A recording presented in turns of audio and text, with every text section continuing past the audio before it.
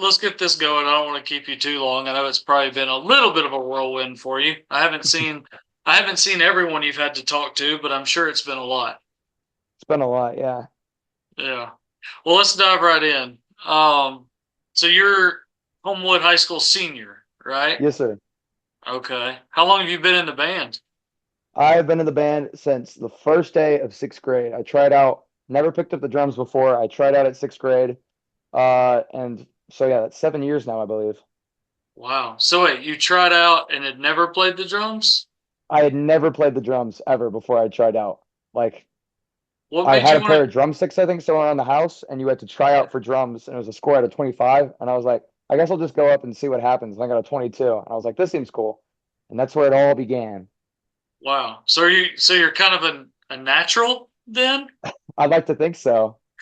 Yeah. Uh, I mean, it definitely wasn't. I was out the gate, spinning around and drumming upside down. But I like to think I have at least a little bit of a gift.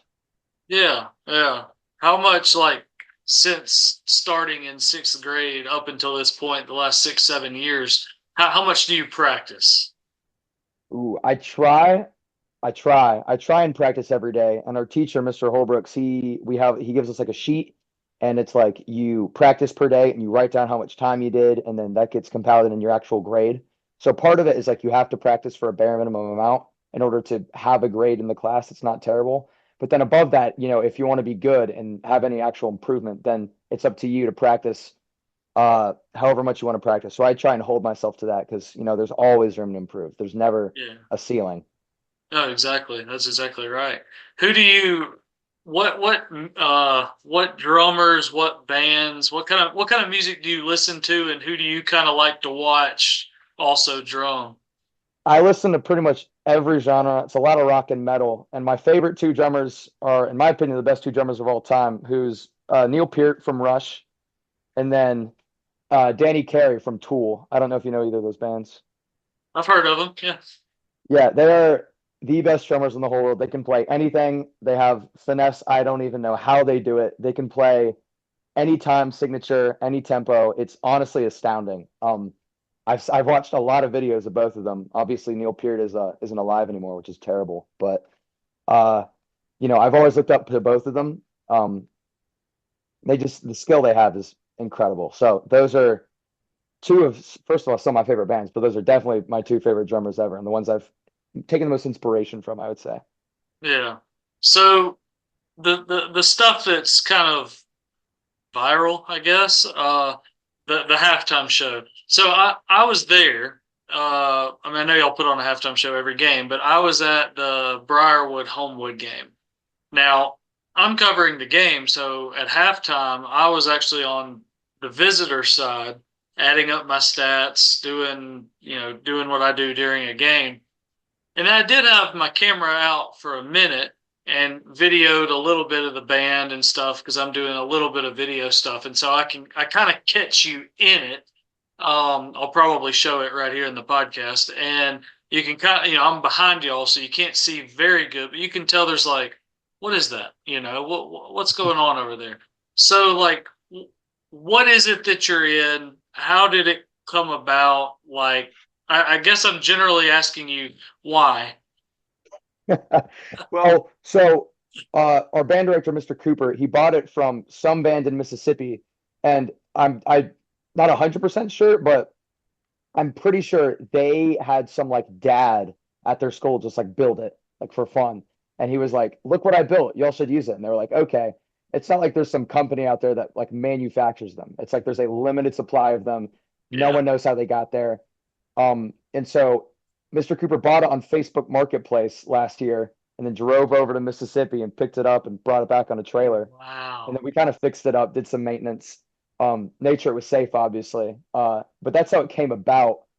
So it's funny because people think we bought it from like an auction or like professional band place that sells it. It's like, no, we just bought it from some guy who built it. So what is it? Like what would you call that thing? I think we call it, and I think the technical term is a gyroscope. We just call it the gyro or the spinny thing. It's usually what that is, or what we call it in the band.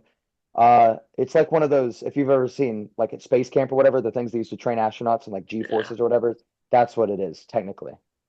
Wow. So, how did it come to be that you are the one in it and doing your thing? Like, did Mr. Cooper ask you, like, "Hey, we think this would be cool"? Like, once it got here, how did it become that you're inside it, spinning every which way, playing the drums?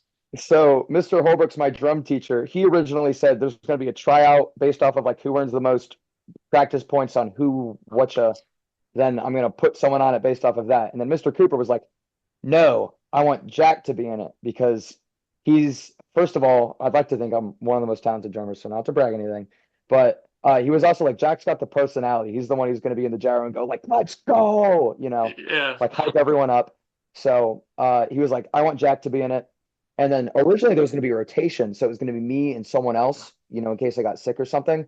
But the Yeah. gyro, you have to be like fitted to it, Mm, to like your exact body in order for it to yeah. fit in it, and it's a enormous pain to get it refitted, especially every single week. Uh, So they were just like, Jack, you're going to be the only one doing it. And if you're gone for whatever reason, we just won't do it. So I've kind of signed like an unofficial, like life or death pact that's like, you have to be at every single game because otherwise it's going to be that much worse. yeah. Did you, I mean, was this an immediate yes for you, or was there any It was trepidation at all? as soon as I heard drumming gyro, I was like, please let it be me. Please.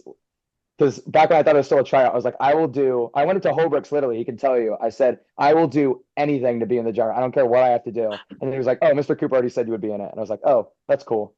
And I was like, Yeah. yes. So Wow. How hard is it? Like it's one thing to be, sitting on your stool, hitting your drums or standing or whatever, just stagnant, right? Just in mhm. one spot. That thing's spinning you all around. How are you managing the movements and all of that? I mean, it's all about focus and muscle memory. I suppose those are the two cheat tips. I've played quints now, which are the drums that are attached to the gyro for 3 years now. I've been playing it since freshman year, and then this is my first year playing snare drum. So playing it that long, you kind of learn a muscle memory. Like if you put a pair of quints in front of me, I could close my eyes and I could Yeah. play it knowing where everything is because I know the dimensions, I know where it is, what they look like, how they sound, whatever. So if I really wanted to, I could just get in the gyro and like close my eyes and play it, and it'd probably be fine. But uh, the other part is focus. If you focus in on the very tip of the front of the drum and don't look anywhere else, that's a really important thing because that's when you get into throw up everywhere territory. If you do that, then you can kind of use your peripheral vision to see the drums, and then your hands know where to go, and you've practiced the piece long enough.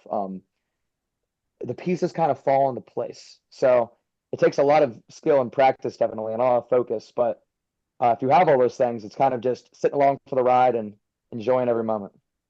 Oh my gosh. Do you take Dramamine or anything like that before you get in there? I don't eat beforehand. I don't eat. So uh, as soon as the game's over, I go home and my mom's got some food waiting for me usually, or I go pick something up. But Yeah. that is a real important part. My first practice, I did it actually. I didn't know I was going to practice it the night, and I had a burrito, like an hour beforehand, and that was the closest I've ever gotten to spewing it out. I suppose Yeah. Yeah. that was a good lesson to learn. Yeah. So I mean, you have to, I mean, do you practice like this now? Like when y'all have band practice or whatever? Like, are you just strapping in? We I practice maybe like once a practice or something. They try not to put me in the gyro all the time, just so I can, Yeah. I suppose, pace myself because they don't want me.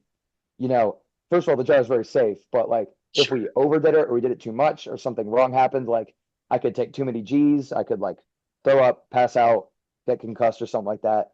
So that's not a real threat. That's kind of just me saying it to sound cool, but also like, you know, I like to think I'm decent enough at it. I don't need practice in the gyro all the time, and it's good to limit it. Yeah. Plus, we need like a whole crew there. I call them my flight crew, guys who like strap me in and turn the wheels and stuff. We have to have them there for every time I want to go in it.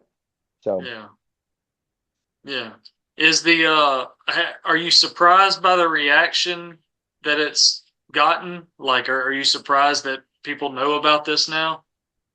I was definitely surprised it went viral.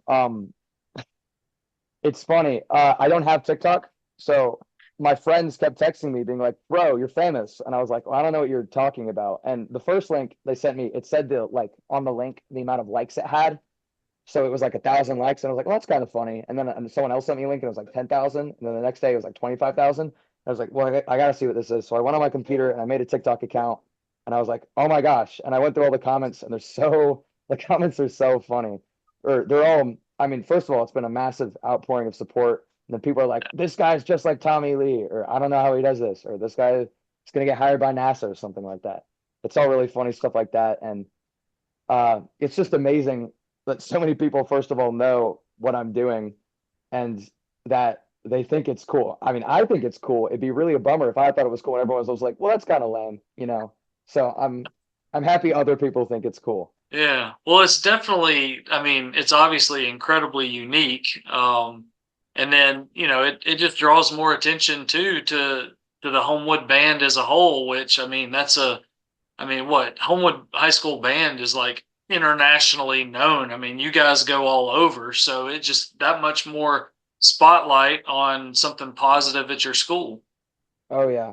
And we have, I mean, I like to think we have one of the best bands in the United States, at least high school bands, definitely high school Yeah. bands. But we always put an emphasis on spectacle and big sound. And Mr. Cooper says like he's always trying to top it with every show. And so this is just the next layer of cake on the cake. And so I'm sure once I leave, there's going to be like 8 spinning gyros and drummer's going to be parachuting out of an airplane or something. It's only going to get bigger. And I'm really excited to see where it goes after I'm gone. Yeah. Yeah. Is this something that you'll do? Like, you think you'll do it most every show the rest of this I'll be season, or doing it what? every show the rest of the season. That is the goal. Unless I'm get sick or something, that's the plan. Yeah. I mean, at least sick so that you can't come, not get sick Yeah. while you're in it, I guess. Yeah. Now that Gosh. would be a viral video. That'd be something. That would be, I hope I'm not there if that happens. Just just just honestly. What do you want to do? I mean, beyond, I mean, your senior year kind of just started. But you want to take your talents to college, or what? What's next for you after high school? I mean, I'd love to work in college. So there was another interview actually where someone asked me that same question, and I was like, "Oh, there's some schools I'm looking at," and I mentioned Texas A&M as one of them, and that kind of got picked up as Jack really, really wants to go to Texas A&M, uh, which I mean, they're an amazing school and they do have an amazing band program. But there are a few other schools I'm looking at, each with, in my opinion, great band programs. So I'd love to do drums. Uh, in whatever school I go to. And then career wise, I'm planning on doing ROTC in college through the Army, and then going into law school, and then becoming a JAG officer. If you've seen A Few Good Men, that's what Tom Cruise is, Yeah, like a lawyer for the Army. That's what yeah, I want to do. that's really cool, man. You got it all planned out. Yeah, I like to think so. Yeah, well, I mean, all those things you just mentioned, Texas A&M would be a pretty good school for all those things. So, Oh yeah. I mean, I'm not exactly endorsing Texas A&M Hey, here, roll tide, but roll tide. I'm on your side. there we go, there we go. So, where I can't remember, is the band as a whole? Where are y'all traveling to this year? Aren't y'all going somewhere? This year is Disney. We're going to Orlando in like the week before Thanksgiving, I think, and we're marching in like one Okay. of their, daily parades. It's really just an opportunity, go down and hang out with all your friends at Disney World for like 2 days. But I mean, you know, tough deal there to have I to know, make tough that deal. trip. It's really heartbreaking. But usually the way Homewood does it is we have like a big trip and then like a small trip and then a big trip. Because last year we went to Ireland, which That's was right. yeah, last year we went to Ireland. This year we're going to Disney, and then next year will probably be like Macy's or something like that. And then Mr. Cooper was talking to us. Apparently, there's some other event in Europe that has contacted him, and sometime down the line, there is a chance we will go there. But he hasn't said anything other than that. So I don't know where in Europe it is or what the event is, but Yeah. supposedly it's supposed to top Ireland. He said that. So Wow. bright future for people and like freshmen and middle schoolers going out of band. Supposedly there's something cool down the line. Interesting. I remember that Ireland one now because I remember I was at that. I was at that. I forget the game, but I was there last year when they announced it over the PA. at halftime, like right after y'all's show, and said y'all would be going to Ireland. I kind of had a heads up on that or knew about it somehow, Oh yeah. and Well, I mean, everyone thought was saying it was the worst kept secret ever. Like literally, if you look on the video, like no one's applauding. It's because like no, everyone knew it was going to there. happen. Yeah, They're just I was, because I was kind of waiting for that surprise moment and like the shock factor, and there was like no shock factor, and I was like, they knew, like they found this out somehow. it got around. I don't know how, but yeah, Wow, man. Well, maybe he plays this one close to the vest, and maybe I'll have the shock factor this year for potentially wherever that is in Europe. that's right. I don't know when he's going to announce it, but whatever it is, I'm happy for the generations after, generations to come. Yeah, well, that's awesome for y'all, man. The Homewood Band has always been such a staple, and I remember I can't remember the year. I want to say it was like probably 2017-ish. I don't even remember. I don't even remember where the game was. It wasn't at y'all's place. It was a Birmingham City school. I just can't remember where I was.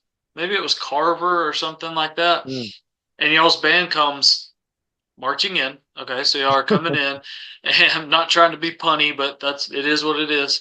And they come in, and I'm like, they're still coming. They're still coming. There's more of them. There's more of them. There's more. They're everywhere. Like it looked like because of the way y'all dressed too. The Patriots. Oh yeah. Like I was like, is this like a Civil War reenactment? What we got? Like what we got going here? Because there's just so many of them. So all that joking aside, to say just an incredible band that y'all have and have had for years and years. Homewood does just an incredible job with that, and y'all get to do so many things. I mean, going to Ireland, potentially going to Europe again, Disney. Um, can't say enough about it. It's really cool. I wasn't a band guy in high school, but certainly respect everything you guys do, and just think it's just incredibly cool. Yeah, I appreciate it, man. Oh, and I gotta give a shout out to the rest of the band and the rest of the drum lines because Do it. I got a lot of attention on me right now, but I don't want to distract from the fact that you know 350 something people do just as much work, if not as like much more than I do. So shout out Homewood Patriot Band, Homewood Patriot Marching Band. Yeah, Love you and I got to guys. get, and I'm glad you said that because I would be remiss if I did not give a shout out. Being there uh, for that game against Briarwood, our photographer that we had at the game, Richard Force. Richard was right there, and I think he ended up with 90 some odd photos of, I don't know if they're all directly of you. I've got a Google Drive link in my email waiting to go look at them. But he said he had 94 photos from it, and Wow. he was going to send them my way so I could go through them. And so credit to him for having that keen eye. Like we try to have the photographers do a great job, obviously, and Richard is amazing, great personality, great photographer, and they're trying to get stuff in the game, but they're trying to get that community stuff too. Trying to get pictures of fans in the stands, student section, band, and all of that. And I guess when he saw that happening, he just kept clicking. So shout out to him, and he was going to let me use a few of those photos in this video podcast. So I'll throw a few of those in so that people can see what this looked like and what it will look like for the remainder of the season. All right, yeah. Shout out to him. Yeah. Well, I appreciate you, Jack. I appreciate you doing this kind of on short notice, Yeah, and no problem, Gary. cool to. I've done so many. No one has contacted me directly. It's all through Mr. Cooper, and Mr. Cooper would just text me and be like, "Hey, you have an interview in 20 minutes. Meet me like on the other side of the school." I'm like, "Okay." Yeah. So Well, it's funny. I mean, Yeah, I love doing this. Like, yeah. I love I the attention. texted I love doing this. I texted Coach Bergeson and was like, "Hey, would you know anyway? Because I don't know the band folks." And he just like I texted him that yesterday because I talked to him after the game Friday just to write the game story, and then he just texted me your number. So I'm guessing he probably got it from Mr. Cooper or something like that, Probably, yeah. and then just sent it to me and said, "Here you go." So I went the route with the people that I knew. So hopefully that's okay, and hopefully it shines a No, it's positive great. light on the Homewood High School band, and man, I hope I get to see y'all again this year so I can like really like, hey, get those stats done early in halftime and really lock in for the halftime show because it seems like quite a show. It is. At least I like to think so. It is. It is. It's awesome. Well, I certainly appreciate you taking the time, Jack. No problem. Thanks for taking the time with me. Thanks for the interview. Yeah, yeah. Good to get to know you and keep spinning, man. It's awesome. Will do. All right, appreciate you. Yes, sir. Have a good one.